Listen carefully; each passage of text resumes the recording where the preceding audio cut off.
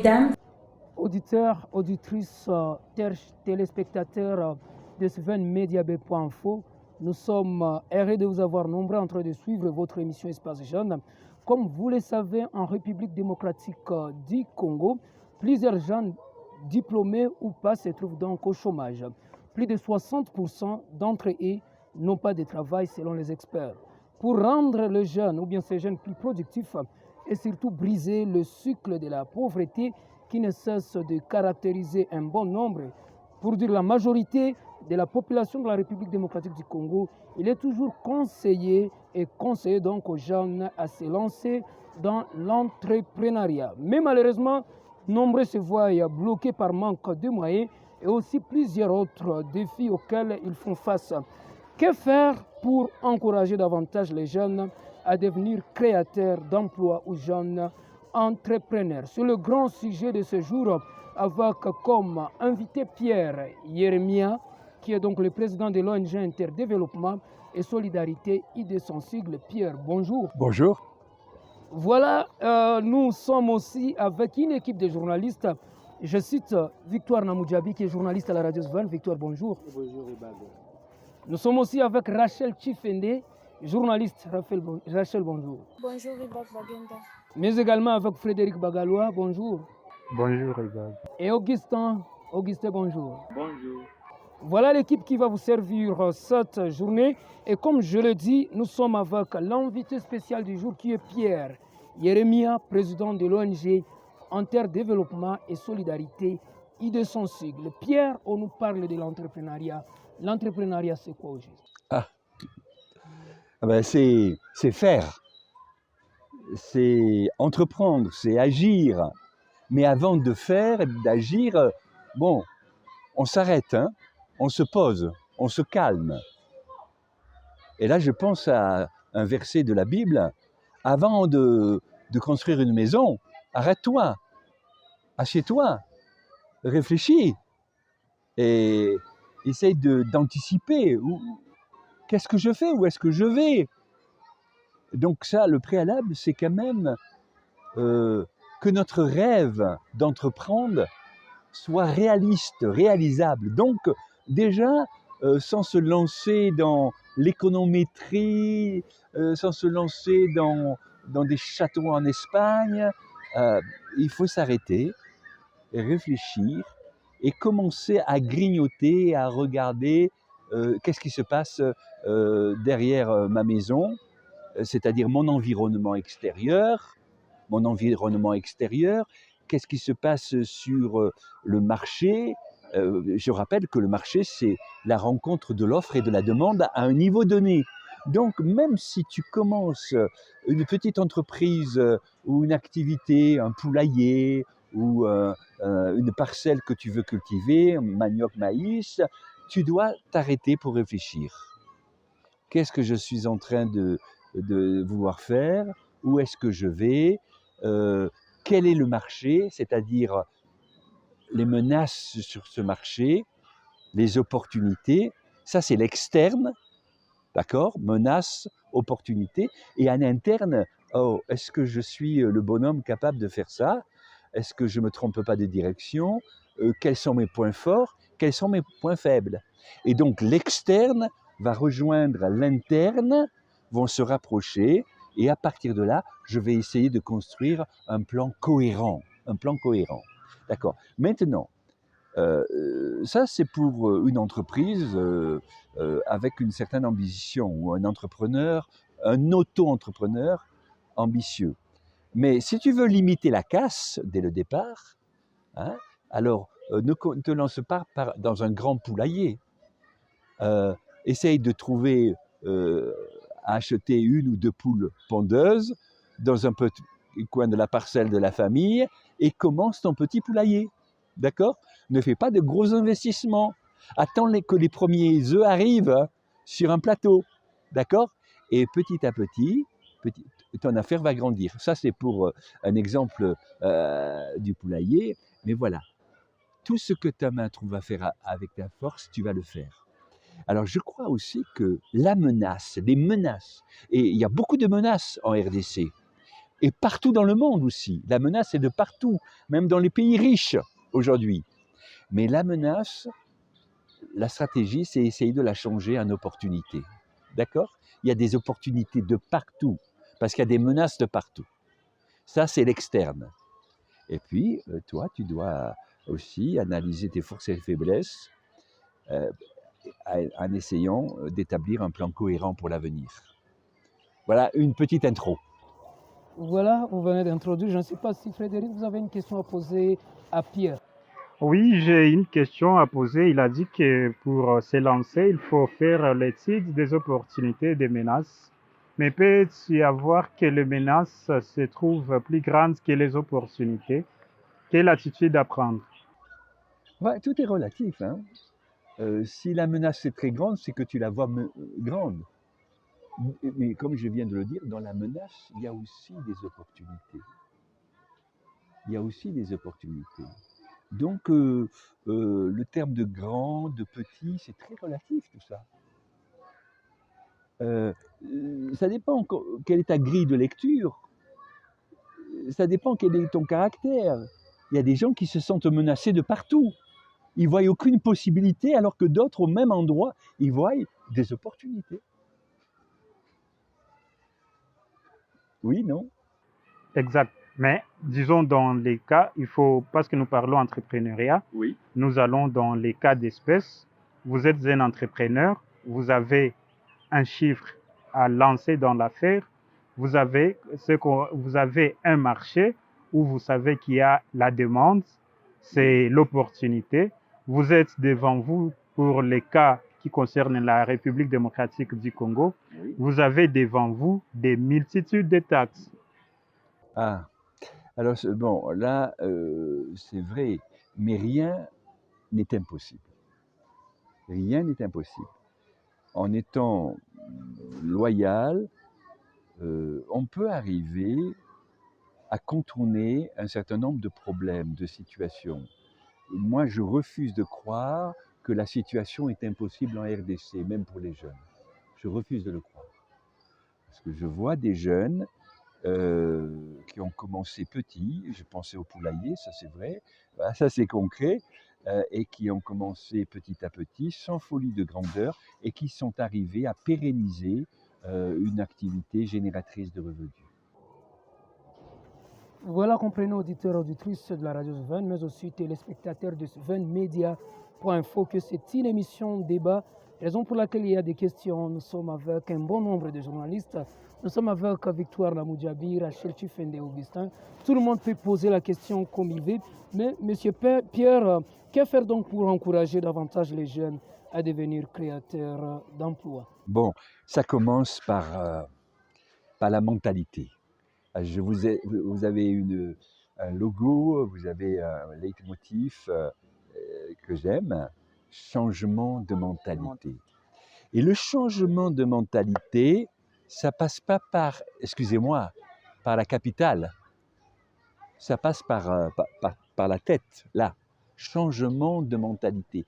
Lorsque le matin, tu ouvres les yeux, regarde un petit peu autour de toi et te dis, tu peux dire merci Dieu, merci Seigneur, il y a une journée qui s'ouvre devant moi et je veux trouver des opportunités honnêtes, véridiques, des opportunités de bien vivre ma journée. Ça commence par la tête, c'est un changement de mentalité. Donc ça commence par le changement des mentalités. Dans ma tête, pas celle de mon voisin, dans ma tête, à moi, d'accord? C'est un travail sur soi d'abord. Un changement de mentalité, c'est pas la politique seulement. C'est ce que je pense moi, et comment je vois le monde, comment je me vois dans ce monde, comment je vois l'environnement autour de moi. Ça commence là, parce que si tu pars le matin et tu te lèves et que tu pars perdant, tu vas perdre toute la journée. Oui ou non? T'es pas d'accord? Je suis d'accord. Voilà, nous sommes aussi avec Rachel Chifende. Je vois, elle semble vouloir avoir la parole pour poser une question. Rachel Chifende, tu as la parole. Bon, ben, Pour la question que je peux poser à M. Pierre, ça concerne les...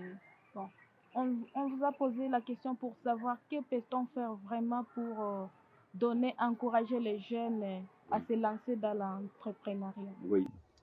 D'accord. Alors, petite étude de marché. Donc, je rappelle, distinguer l'externe de l'interne. Les faits externes sont ceux qui expliquent le marché et son environnement. On les classe soit en opportunité ou en menace. Et les faits internes sont ceux qui appartiennent à mon domaine d'activité, à ma compétence, à mes capacités, à ma volonté, à mon comportement, etc. Alors, s'appuyer sur des faits et pas sur des intuitions. Par exemple, ici, au Sud Kivu, avec ma petite équipe congolaise, j'ai voulu ouvrir une activité génératrice de revenus en créant une unité de transformation manioc-maïs. D'accord? Et dans mon idée, dans notre idée, c'était que on propose aux paysans vulnérables et pauvres d'amener leurs approvisionnements. Et nous, on allait faire la transformation en farine et la vendre à bas prix à ces mêmes personnes pour pouvoir augmenter leurs revenus et notamment envoyer les enfants à l'école. Bon, ça c'était une idée de type coopération, coopérative. Et les coopératives, c'est comme ça. C'est des producteurs qui amènent dans une unité de transformation et qui rachètent à un prix coopératif, solidaire. Sauf que ça ne s'est pas du tout passé comme ça.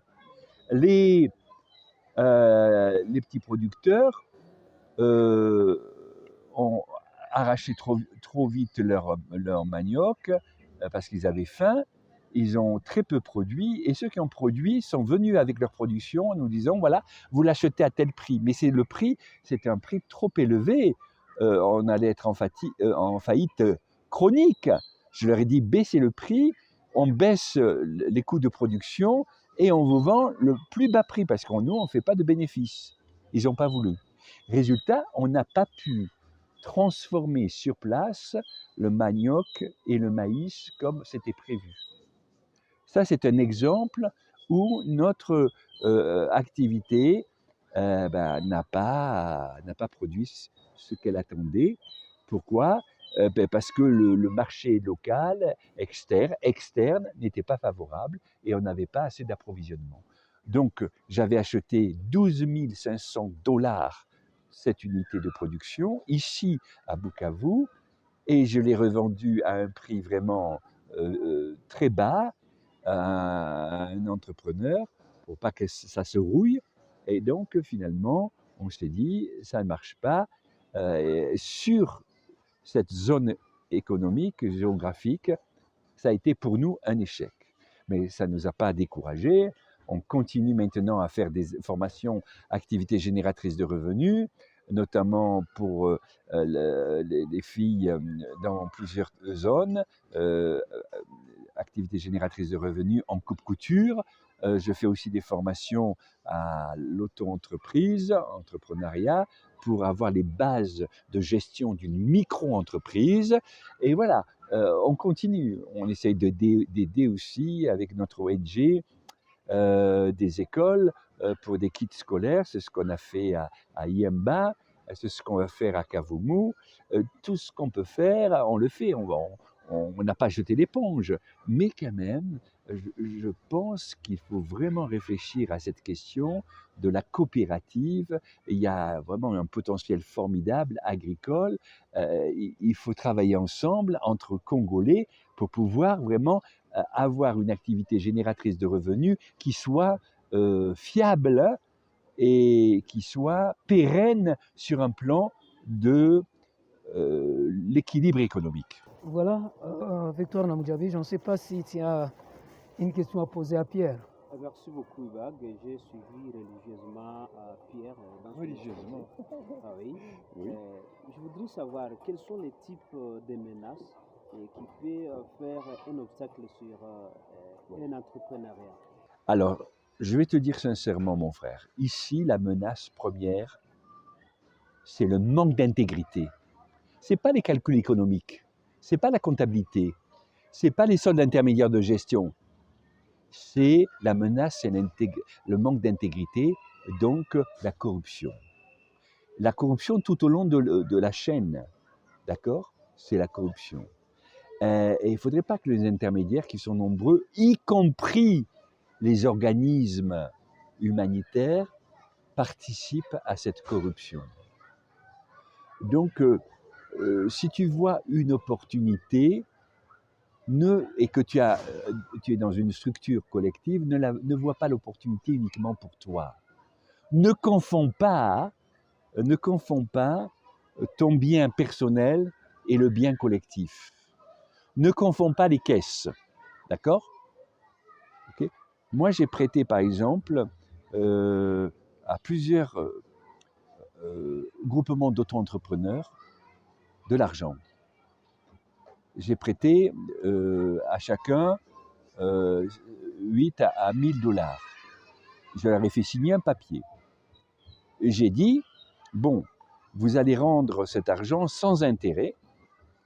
Vous allez prendre à l'auto-entreprise, vous allez prendre au groupement 5% de gestion, mais pas plus.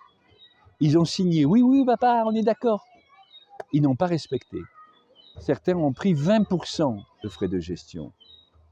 Comme les commerciaux véreux. C'est pas juste. Et tous avaient dit, d'accord, on vous rend l'argent, mais sur 8 groupements, il y en a seulement 2 qui m'ont rendu l'argent. Les autres ont tout bouffé, ils se sont arrangés entre membres du bureau et plus rien. Et tu vois, ça c'était vraiment pour moi une déception. Donc la première des menaces, c'est la corruption, à tous les niveaux. Pas seulement au niveau des grands, mais la corruption à tous les niveaux, y compris dans ceux qui font du social. Faisons très attention, soyons intègres. Si nous voulons réussir et être riches, il faut être intègre. Ça, c'est primordial. C'est une menace. Il y a d'autres menaces qui sont indépendantes de la volonté humaine. C'est vrai qu'il y a des menaces au niveau climatique. Il y a des terrains qui produisent pas. Il y a des terrains inondables. Je parle là ici de l'agriculture. Bon, il y a des problèmes d'acheminement au niveau des approvisionnements, des choses comme ça. Ok, il faut lister toutes ces choses et réduire au maximum les menaces avant d'investir. D'accord ? Voilà. Mais pour moi, le problème numéro 1 ici en RDC et au Sud Kivu, c'est l'intégrité. Aussi, les menaces persistent. L'entrepreneur peut faire quoi? Les menaces, alors l'entrepreneur doit se remettre en cause. Il n'y a pas de fatalité. Tu n'es pas obligé de voler. Tu n'es pas obligé de mentir. C'est un choix que tu fais. Et surtout, si tu te dis chrétien, il faut mettre, si tu veux, tes convictions en accord avec ce que tu crois. Hein, d'accord ? Sinon, les gens vont pas accepter ton témoignage. Donc, vraiment, si quelqu'un est intègre, hein, pour moi, c'est une vraie compétence. Il va réussir. Voilà, merci Pierre. Avant de donner la parole à Frédéric, on va laisser parler aussi à notre ami Augustin. Augustin, vous avez la parole. Oui. J'avais des petites questions à poser à M. Père. Comparablement à l'environnement et de l'action entrepreneuriale sur le plan européen et sur le plan africain, je veux bien, vous n'êtes pas nouveau ici au Congo. Vous avez trouvé des avancées, des non-avancées pour bien définir l'action entrepreneuriale. Quel conseil pouvez-vous donner surtout aux gens ou aux jeunes Africains qui se donnent à entreprendre, mais avec beaucoup d'obstacles de la part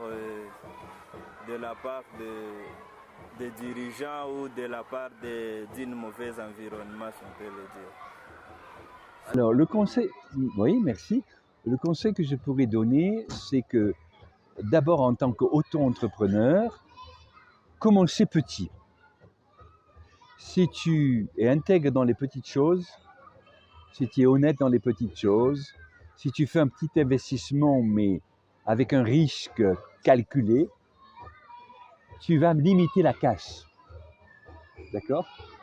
Tu vas limiter la casse. Donc, même si ça ne marche pas du premier coup, ça ne va pas être la faillite de ta vie. Ce n'est pas la fin du monde. Tu vas recommencer et tu vas apprendre peut-être de tes erreurs ou de tes incertitudes. Donc, faire une petite étude de marché, menace, opportunité, point fort, point faible, d'accord? Ça, c'est déjà un point qui va t'aider à bien positionner ton projet, d'accord? Il y a un autre outil que je propose dans les formations, c'est un outil qu'on appelle la matrice de découverte de Moll. Abraham Moll, c'est un philosophe français qui a fait une matrice découverte qu'on peut utiliser dans l'auto-entrepreneuriat. Ben, si tu tapes sur Google matrice de Moll, M-O-L-E-S, ou matrice de découverte, tu vas avoir le mode d'emploi de cette matrice. C'est-à-dire que c'est une matrice en double entrée. D'un côté, à l'horizontale, tu vas identifier des segments de marché, c'est-à-dire des groupes homogènes d'acheteurs potentiels sur un marché donné. Et verticalement, c'est le produit. Le produit, c'est toi. Excusez-moi, tu n'es pas un produit, mais quand même, tu as des compétences à vendre. Si tu fais des services, si tu proposes des services informatiques ou quoi, tu proposes un produit informatique. Et tu as plusieurs sous-produits. Donc, verticalement, c'est le produit que tu vends. C'est l'offre. Verticalement, c'est l'offre. Et horizontalement, c'est la demande. S1, S2, c'est le segment 1, segment 2, segment 3. D'accord? Et cette matrice, ça prend 1 ou 2 heures à la faire. Ça va t'aider à rapprocher l'offre de la demande. Ça va t'aider à rapprocher ton produit ou le service que tu peux rendre avec le segment de marché. D'accord? Et là où tu rencontres une adéquation entre offre et demande, là, il y a des domaines d'activité stratégiques à développer. Bon, comme ça, dit verbalement, sans tableau, sans schéma, c'est difficile à comprendre, mais je conseille aux auditeurs d'aller sur Google et de télécharger cette matrice avec son explication.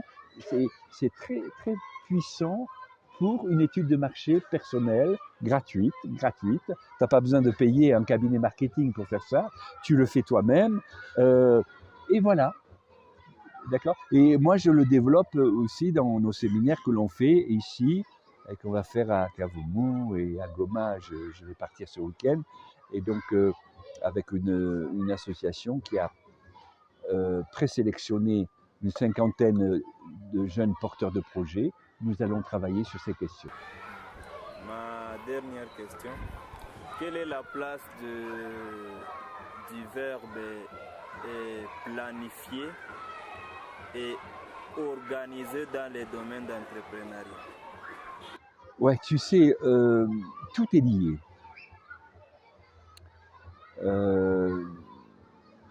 Tout est lié, comment dirais-je? Bien sûr, il y a une chronologie.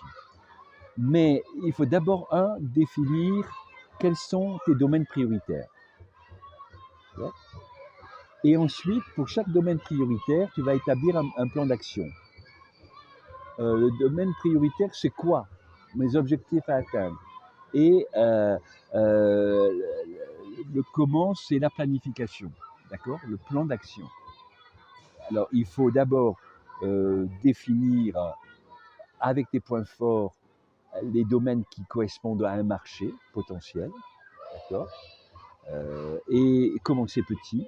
Et ensuite, prioriser les faits et donc partir des objectifs généraux jusqu'aux objectifs concrets, spécifiques, avec un plan d'action. Frédéric, Avec tout ce que vous venez d'exposer là, c'est sur les plans théoriques. Nous sommes en République démocratique du Congo, précisément au site Kivu dans la ville de Bukavu. Quels sont, selon l'expérience que vous avez déjà dans la ville, dans la province, quels sont les grands secteurs qui ont plus d'opportunités en termes d'entrepreneuriat? Alors, dans la ville de Bukavu, moi je vois des services à développer, notamment des services autour de la compétence informatique de l'auto-entrepreneur. Un auto-entrepreneur qui maîtrise quelques outils simples informatiques, à partir de Word, mais un tableau Excel, etc., et qui maîtrise aussi, comment dirais-je, l'écriture, il faut le dire, c'est-à-dire le français, et s'il y a l'anglais, c'est encore mieux, les deux, eh bien, il vend sa compétence informatique. Il peut être un sous-traitant d'entreprises internationales, d'ONG, etc., qui ont besoin. Et je vous assure que, bon, les niveaux sont très variables. Mais par exemple, moi, j'ai fait faire un audit de mon ONG, non pas à un Français, mais à un Congolais de Bukavu. Je ne le connaissais pas, mais j'ai parié sur lui. J'ai dit, écoute, tu vas me faire un audit interne pour voir nos forces et nos faiblesses, notre organisation. Le gars, qui avait passé aussi, il faut le dire honnêtement, 2 ans dans une université de Grenoble, dans l'ingénierie de projet, il m'a fait un rapport d'audit de 12 pages, nickel. Pas une faute d'orthographe, structuré. On s'y reconnaissait avec des titres. Structuré, tac, ah. Et il m'a pointé ce qui n'allait pas et ce qui allait. Ce garçon, j'ai vraiment envie de le recommander. D'accord? Donc, il y a des compétences à Bukavu. Ça, c'est le domaine de l'informatique et de la formalisation des rapports. Il y a des compétences, c'est vrai. Ou alors, créer soi-même son business en tant qu'auto-entrepreneur. Tu peux être sous-traitant ou direct auto-entrepreneur. Tu peux le faire aussi. Ça, c'est l'informatique.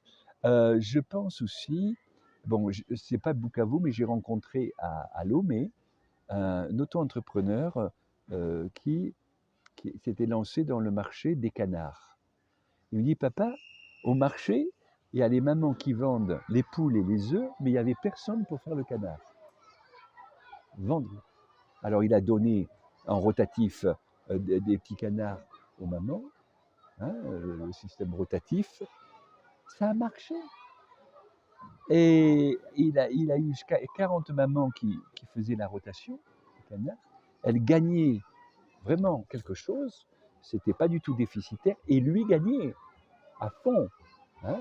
Lui-même gagnait. J'ai dit, mais personne n'avait l'idée de faire des canards. Il m'a dit, oui, c'est ça. Donc réfléchissez, faites des produits innovants, commencez petit pour avoir peu d'investissement et de ne pas plonger dans la faillite. Ça, c'est important. Commencez petit, n'ayez pas la folie des grandeurs, mais commencez des choses innovantes. Et je pense qu'il y a un marché potentiel ici, également à Bukavu. D'accord ? Il faut le porter dans sa tête comme un rêve et bien le macérer pendant quelques mois et faire des petites touches jusqu'à ce que ça prenne racine.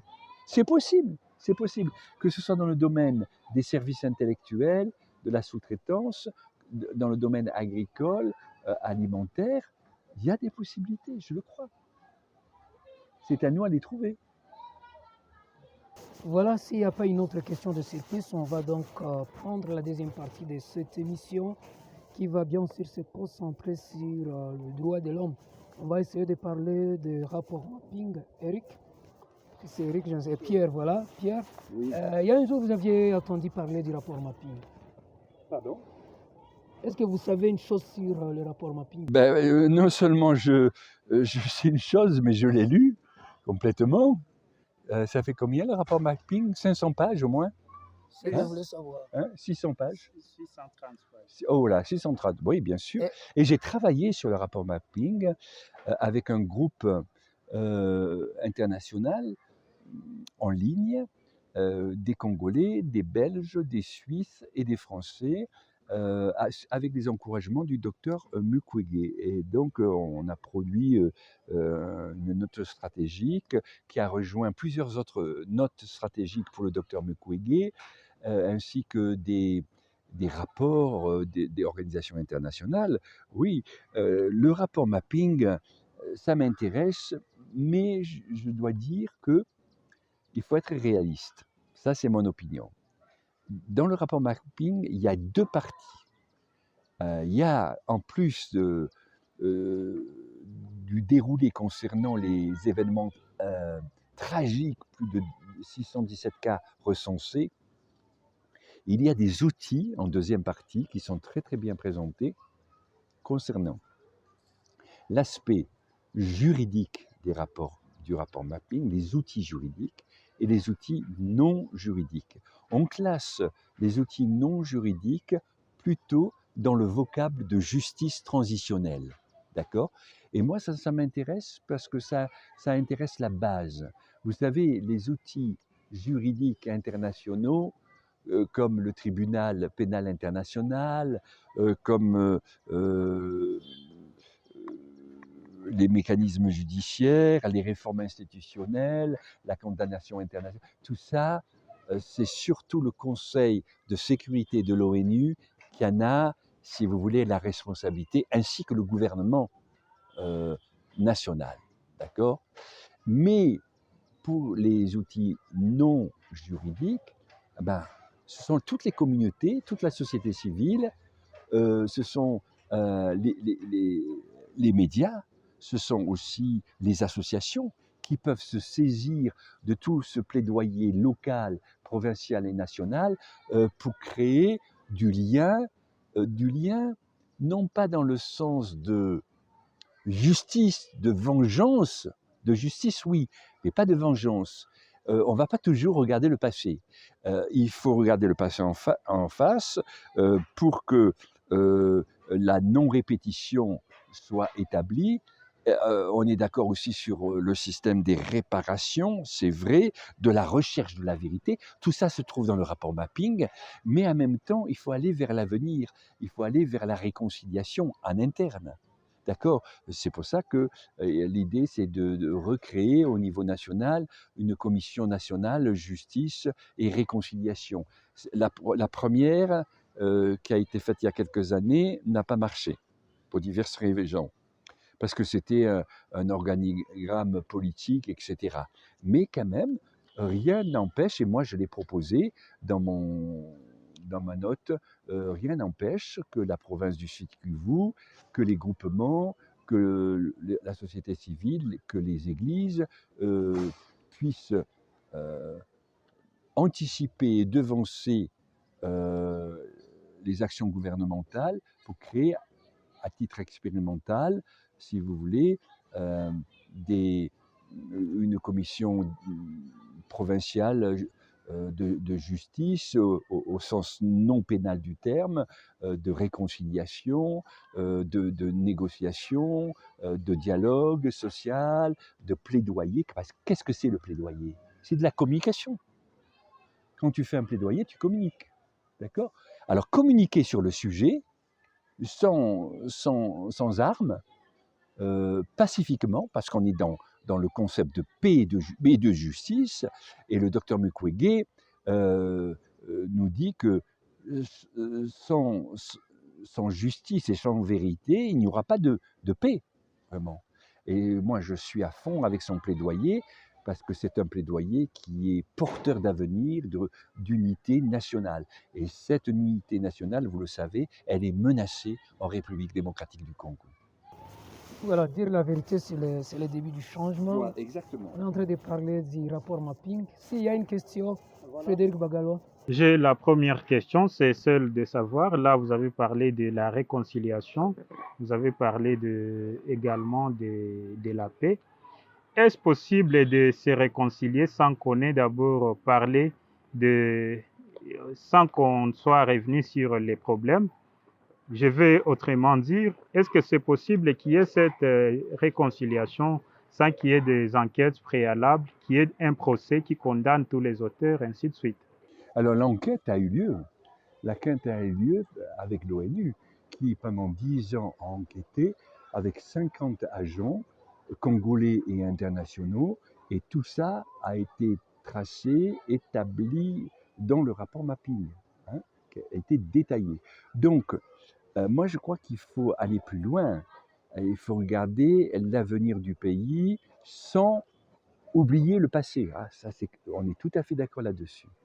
Mais l'histoire des hommes est ce qu'elle est. Et c'est pas le premier ni le dernier génocide. Avant Mapping, il y avait beaucoup d'autres génocides. Moi, je suis d'origine arménienne. Mes grands-parents sont morts, assassinés par les Turcs. Au jour d'aujourd'hui, Erdogan ne reconnaît toujours pas le génocide arménien. Et le génocide arménien, c'était 3/4 de la population arménienne massacrée, dont mes grands-parents. D'accord ? Voilà. Alors qu'est-ce qu'on fait avec ça? Est-ce qu'on va vivre avec ce fardeau, cette colère, cette haine? Mais ça va nous pourrir la vie. Moi, je veux avancer, moi. D'accord? J'honore la mémoire de mes grands-parents, mais j'avance. Hein? Je bénis les gens autour de moi, y compris les Turcs. Ok? Voilà. Mais quand même, il faut dire la vérité. Et comme un génocide en chasse un autre, vous voyez ce qui se passe aujourd'hui à l'est de l'Europe. D'accord? On parle aussi déjà de zones qui ont été touchées par un génocide en Ukraine. Donc c'est une réalité. Alors oui, il faut vous emparer de votre histoire, ne pas la renier. Il faut autant que faire se peut mettre en place des mécanismes de réparation. Et c'est ce que le docteur préconise, et ça commence à se mettre. Mais attention, on ne va quand même pas refaire l'histoire 30 ans après ou 40. Hein? La réparation, elle est relative. Hein? Les mamans qui sont mortes et les filles violées, voilà, d'accord, mais il faut maintenant que la non-répétition soit garantie, que le pays avance d'une façon positive. Et moi, je suis pleinement d'accord avec le combat du docteur Mukwege, qui est un combat courageux et remarquable. Il faut le soutenir à fond. Et c'est le seul qui tape sur la table. Malheureusement, on attendait depuis plusieurs mois que Kinshasa puisse sortir les 2 décrets d'application de la justice transitionnelle qui étaient attendus, notamment sur la commission de réconciliation, mais ça n'est pas venu encore, d'accord? Et je comprends l'impatience du docteur Mukwege. Et donc, c'est aux Congolais aussi, aujourd'hui, de soutenir ce combat juste pour la vérité, mais en même temps, je dirais qu'on ne va pas toujours tourner la tête vers le passé. Il faut avancer. Sinon, ça va nous pourrir la vie. Voilà. Victoire Namdiabi. Ah oui, merci beaucoup, Monsieur Pierre. Je voudrais savoir juste, qu'est-ce qui traduit le silence de l'ONU en rapport avec ce rapport? De l'ONU? Oui, qu'est-ce qui traduit le silence de l'ONU en rapport avec ce rapport? Ouais. Soyons assez relatifs. L'ONU n'a pas fait tout à fait silence, mais elle n'a pas parlé complètement. C'est-à-dire que à l'ONU, le Haut Commissariat parle du rapport mapping, etc. Mais plusieurs acteurs des droits de l'homme veulent aller plus loin. Ils veulent que les listes nominatives des responsables soient publiées. L'ONU a cela. L'ONU a cela. Alors, ça, c'est de la géopolitique. Moi, je me sens impuissant là-dessus. C'est-à-dire que, voilà, je crois qu'il faut aller, effectivement, qu'on puisse publier aussi, parce que les noms existent. Hein, il y a même certains qui se trouvent en RDC. Les noms existent d'auteurs de massacres. Ça, c'est vrai. Pourquoi ce terme massacre n'a jamais ressorti dans les grandes bouches des personnels de l'ONU? Ah, le massacre est reconnu. Si vous lisez le rapport Marping, c'est clair, on parle même de génocide. Non, non, le massacre est pleinement reconnu. Mais ce qui n'a pas été traduit en justice sont les auteurs des massacres. Qu'est-ce qui explique cette passivité? Ah, moi, je pense que ce qui explique, c'est des intérêts stratégiques et économiques, en partie. Vous pensez que la lutte de Mukwege est honorée? Hein? Et vous pensez comme ça que la lutte de Mukwege est honorée? Honorée, oui. Je soutiens la lutte du docteur Mukwege. Elle est juste, elle est valable. Mais au-delà de la protestation, il y a des choses que nous, on peut faire. Moi, je suis pas membre du Conseil de sécurité de l'ONU et vous non plus, mon cher ami. Hein? Donc, on est... Peut-être y avoir une idée? Juste une idée. Vous parlez de quoi, là? Une idée de quoi? Parce que vous aviez dit que vous aviez étudié, vous aviez essayé de... Oui. Ah, mais moi, je crois qu'il faut aller beaucoup plus loin. Je crois qu'il faut aller beaucoup plus loin. Et c'est ce que Mukwege demande. Il faut que l'ONU, je veux dire, on n'a pas d'omelette sans casser les yeux. Il faut quand même ne pas accepter l'impunité. Ça, c'est très clair. Seulement, en tant que membre de la société civile, je crois que nous, on doit tout faire pour que la justice se fasse ici et maintenant dans toutes nos activités. On ne va pas se cacher dans les concepts politiques. On n'a pas de prise sur le rapport mapping. Le rapport mapping existe et c'est très bien. Il faut le soutenir. Mais ce qui est encore mieux, c'est que tu crées une activité génératrice de revenus assez performante et que tes premiers bénéfices te permettent d'envoyer un enfant à l'école. Oh oui, juste un, puis deux, puis trois. Et là, les églises doivent jouer un rôle. Les églises doivent faire la différence. Si nous vivons l'Évangile, il faut le prouver. Hein? Parce que moi, je crois que l'Évangile, c'est la solidarité, c'est l'entraide. C'est envoyer les enfants à l'école, c'est donner à tous la même chance, ou presque. Hein? L'égalité n'existe pas vraiment. Mais quand même, c'est pas normal que les enfants, beaucoup d'enfants, à quelques kilomètres de Bukavu, et même dans Bukavu même, par milliers, ne vont pas à l'école. Pas normal. Ça, c'est pas la justice. C'est pas la justice. Voilà, on va se rendre du côté de Rachel Tufende qui semble avoir une question. Oui, vraiment, j'ai une question pour Monsieur Pierre. Lui, il a dit qu'il faut oublier le passé, il ne faut pas vraiment remuer le passé. Alors, attendez, je précise alors. On ne peut pas oublier le passé. Je n'ai pas encore posé la question. Oui, non, mais oui, tu vas la poser, ma sœur. Sauf que tu m'as dit il faut oublier le passé. Pas tout à fait ce que j'ai dit. Et il ne faut pas rester figé sur le passé. Voilà, merci. Vous avez dit qu'il ne faut pas rester figé sur le passé pour bien avancer. Alors moi, je vois que pour qu'il y ait les rapports mapping, il faut que ce passé-là, ce qui était les massacres qui a été perpétrés dans ces lieux-là, soit écrit, soit vraiment enregistré pour qu'il y ait les rapports mapping. Alors moi, la question que je pose vraiment, pourquoi peut-on vraiment oublier le passé alors que les gens qui ont commis ces actes macabres-là n'ont pas encore connu n'ont pas encore subi leur peine? Mais d'accord, mais moi je vous fais le parallèle avec l'histoire de ma famille. J'ai pas oublié que mes grands-parents sont morts et que mes parents se sont retrouvés à la rue. Mon père, à 3 ans, a été cueilli comme orphelin dans un orphelinat. D'accord? Mais ça ne l'a pas empêché de vivre et d'avoir une descendance, et que cette descendance est active aussi en tant qu'acteur civil. Donc, j'ai pas oublié le passé, mais le passé le passé fait partie de notre histoire, de notre Et ça patrimoine, nous aide mais il à va préparer pas... aussi un meilleur avenir, le Ah, passé. oui, Mhm. mais tu peux construire aussi l'avenir ici et maintenant, dans le présent, dans le présent. Tu vas Et pas c'est refaire... quand on a Tu, préparé non, son, non, on non, a tu vas pas réparé son refaire le... passé. Ma sœur, tu vas pas refaire le passé. Mhm. Tu vas pas refaire l'histoire du monde. Tu vas pas refaire l'histoire du monde. Parce que ça, parfois, c'est une échappatoire. C'est un prétexte de paralysie sur le présent. Il y en a qui parlent beaucoup sur le passé, qui sont incapables de se baisser pour produire juste une autosuffisance pour leur famille. D'accord? Donc, OK pour le passé, mais le présent, maintenant, construit l'avenir. Donc, il faut prendre les choses en main. Il y a des choses qui ne nous appartiennent pas. Les morts, on ne va pas les ressusciter comme ça, d'accord, du passé. OK?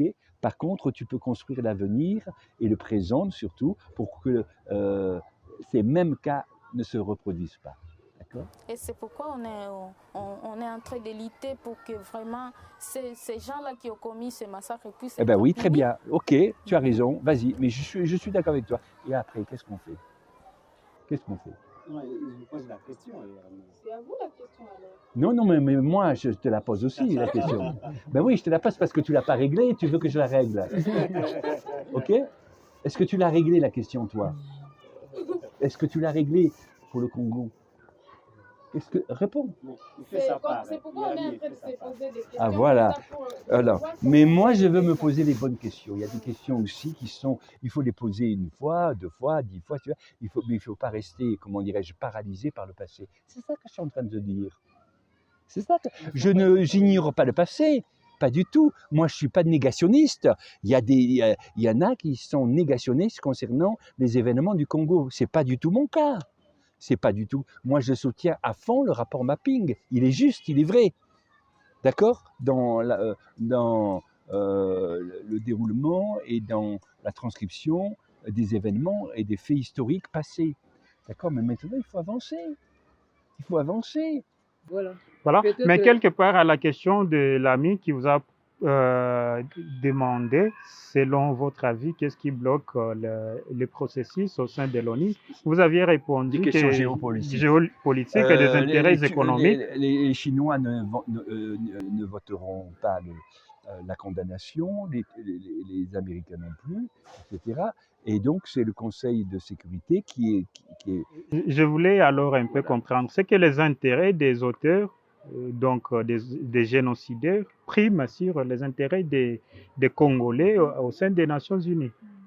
Si on peut traduire, Ou en d'autres termes, les génocidaires sont protégés par les Nations Unies. moi, je n'irai pas jusque-là.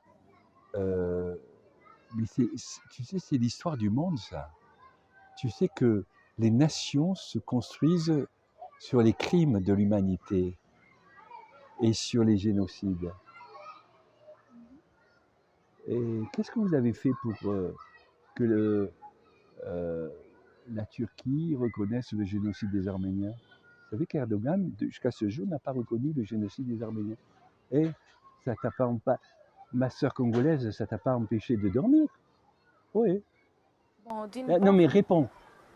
d'une part, ça peut empêcher parce que ce sont Mais des toi, gens ça qui t'a ont pas perdu empêché la de vie. dormir? Ça t'a pas empêché de dormir? L'histoire tragique de l'humanité. OK? Ça t'a pas empêché de dormir? Alors, écoute, tu as raison, il faut dormir parce que le matin, il faut se lever pour travailler. OK? Voilà, mais alors qu'est-ce qu'on fait avec l'histoire du monde? Qu'est-ce qu'on fait?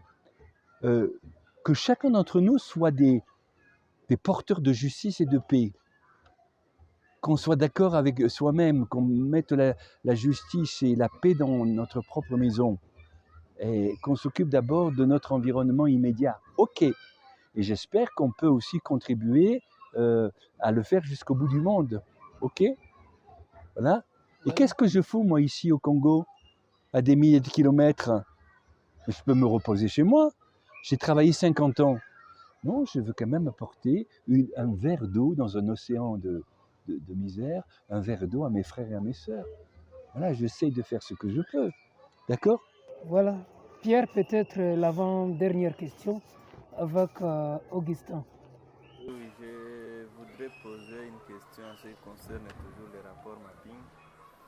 Quelle est la réussite du rapport mapping qui est purement concrète en termes de pourcentage? Qui est quoi? La réussite concrète, la réussite du rapport mapping en termes de pourcentage.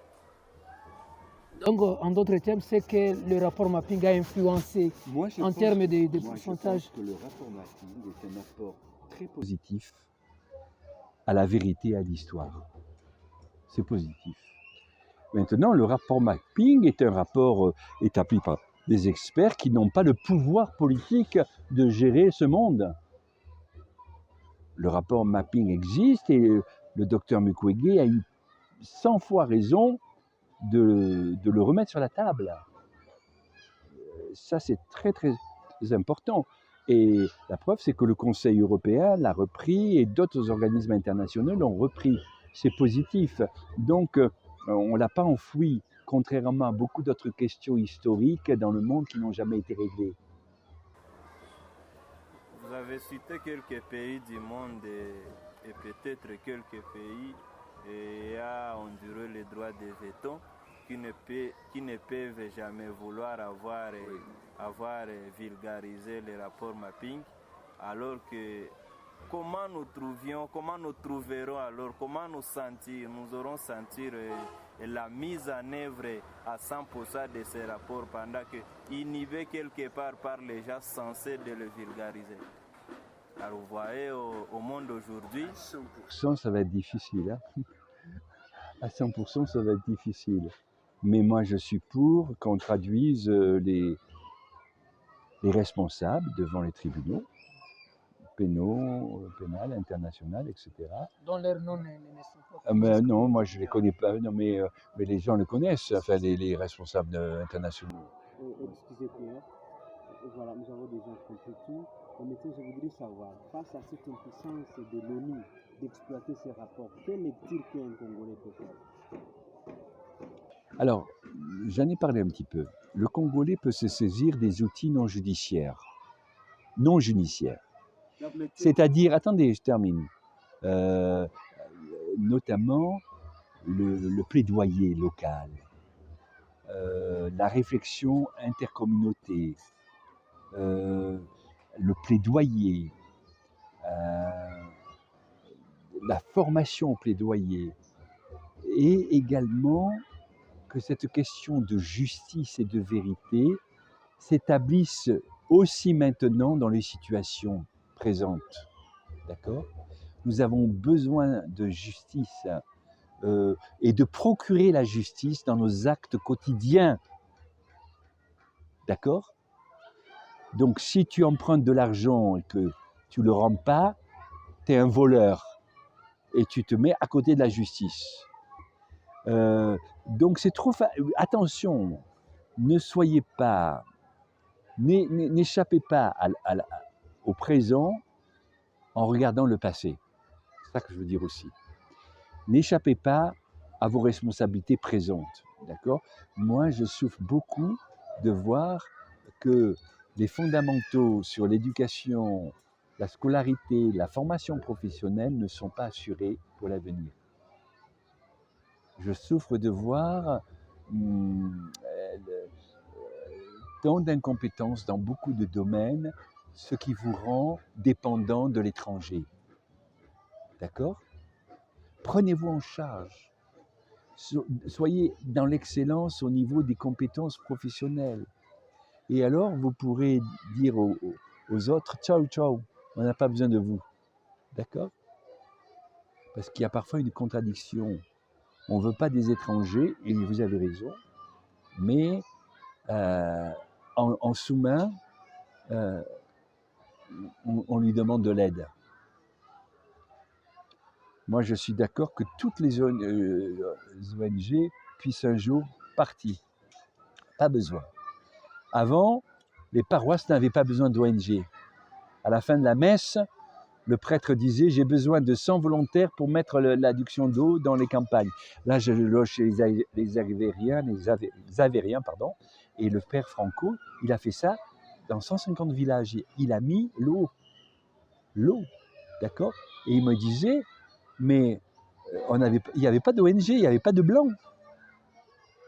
Je faisais un appel à la messe, et il y avait 150 mamans et papas qui venaient en chantant, amener les parpaings, et puis ils ont mis de l'eau, ils ont fait un tas de trucs.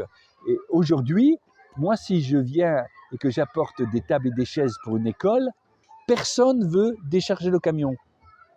Ils me demandent de l'argent. Je n'ai pas prévu de l'argent pour décharger le camion. Tu comprends? Tu comprends?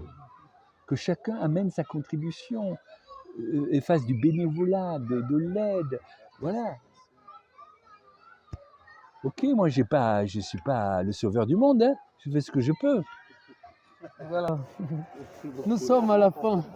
Alors les AGR, hein, allez-y. Voilà, nous sommes à la fin. Nous sommes à la fin de cette grande émission. Voilà. Si vous pouvez clôturer avec les... Avec les AGR, oui. Alors, écoutez, je vais conclure avec quelqu'un qui a écrit un article. Joël Luamboua appelle les jeunes à changer d'attitude avant de pouvoir changer le monde. Ah, c'est pas un Français qui a écrit ça, c'est un Congolais.